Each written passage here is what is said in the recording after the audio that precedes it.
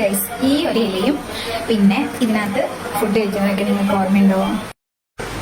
ഈ ഒരു ഇലയിൽ ആരെങ്കിലും ഫുഡ് കഴിച്ചിട്ടുണ്ടോ? കഴിക്കാത്തവരായിട്ട് റയറായിരിക്കും. ഇപ്പോഴത്തെ ജനറേഷനിൽ കഴിച്ചിട്ടുണ്ടോ എന്ന് അറിയില്ല. പക്ഷേ അടിപൊളി പട്ടയിലയിൽ ചക്കപ്പുഴുക്ക്, ഡേറ്റ്സും നാരങ്ങയും അച്ചാറ്, മാങ്ങ ചമ്മന്തി, ഉണക്കമീൻ്റെ വൈദ്യ കിട്ടിയിട്ടുള്ളൂ കേട്ടോ.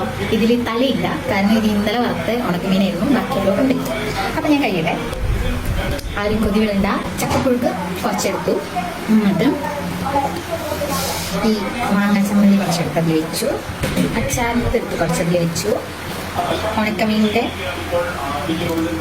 ഒഴിച്ച് കിട്ടുന്നില്ല, നല്ല അതെടുത്ത് വെച്ചു. ഫസ്റ്റ് ഞാൻ തരുന്നു നിങ്ങൾക്ക്.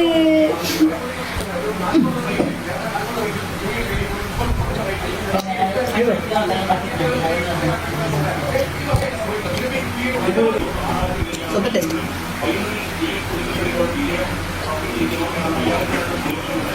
ഒരു ചക്ക സീസൺ ആകുമ്പോൾ മിക്ക വീടുകളും അങ്ങനെയൊക്കെ കഴിക്കില്ല. എനിക്ക് ചക്ക അത്ര വലിയ ഇഷ്ടമൊന്നുമില്ല. ഉണക്കമീനും അച്ചാറൊക്കെ ഉണ്ടെങ്കിൽ കൂട്ടി കഴിക്കാൻ ഭയങ്കര ഇഷ്ടം.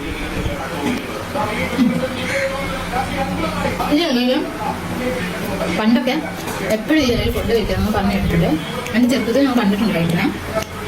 ഇതിന് ചൂടോടുകൂടി കപ്പപ്പുഴുക്കും ചക്കപ്പുഴുക്കും അതേപോലെ ഇങ്ങനത്തെ ചൂടുള്ള ഫുഡ് ഐറ്റംസ് ഒക്കെ കേക്ക് ഇടുമ്പം ഇതിന് ഈ ഇലയ്ക്ക് ഔഷധ ഗുണം കൂടുന്നാണ് പറയുന്നത്. അപ്പോൾ ആ ചൂടുള്ളത് ഇതിനകത്ത് ഇട്ടിട്ട് ആ ഫുഡ് നമ്മൾ കഴിച്ച് കഴിയുമ്പോൾ എന്തൊക്കെയോ ഔഷധ ഗുണങ്ങളുള്ളൊരു ഇലയാണെന്ന് പറയപ്പെടുന്നു.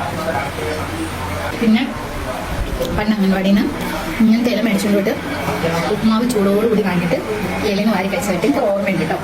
ഞാൻ കഴിച്ചിട്ടുണ്ട്. ഫിനിഷിങ്ങിലേക്ക് എത്തി.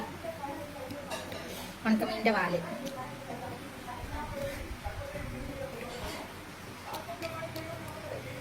മാങ്ങാച്ചമ്മന്തി അടിപൊളി ടേസ്റ്റ്. എൻ്റെ ഇല കണ്ടോ, ഞാൻ കാലിയാക്കിയിരിക്കുന്നത്. ഇതിനകത്ത് 2 നാരങ്ങ പീസ് മാത്രം. വയറ് നിറഞ്ഞു, മനസ്സ് നിറഞ്ഞു,